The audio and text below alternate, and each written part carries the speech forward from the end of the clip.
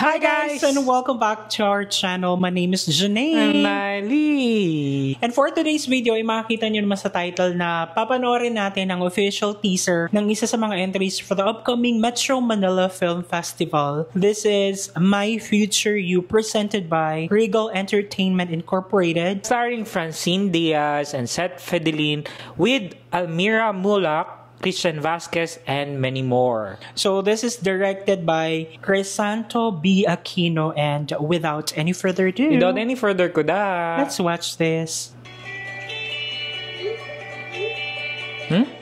Very promising na team up, diba? Okay, game. O, saan tayo mag-meet? Alam mo yung kilometer zero?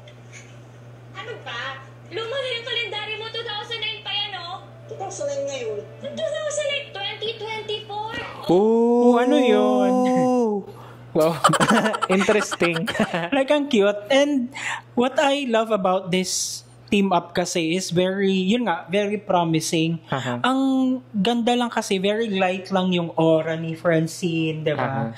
And then si Seth, parang ganyan yung aura ni Daniel Padilla nung nag-uumpisa. Ayun nga, a breath of fresh air. Na very, kumbaga yung mata kasi ni Seth, very nangungusap, parang ganun. 2024? 2009 pa lang dito, I guess.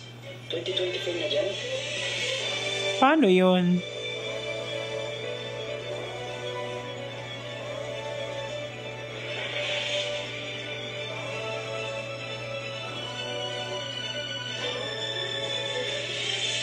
Intriguing, ha? Kilometer zero?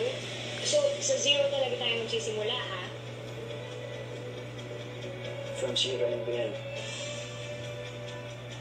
From zero and beyond. Nice! Like, diba, parang yung teaser pa lang, mapapaisip ka, paano nila gagawin yun? It gives me yung vibe nung movie before, The Lake House ba yun? Parang something ganun, correct me if I'm wrong. Basta yung sa lake, yata yun basta nakalimutan ko yung artista doon, basta Hollywood movies siya.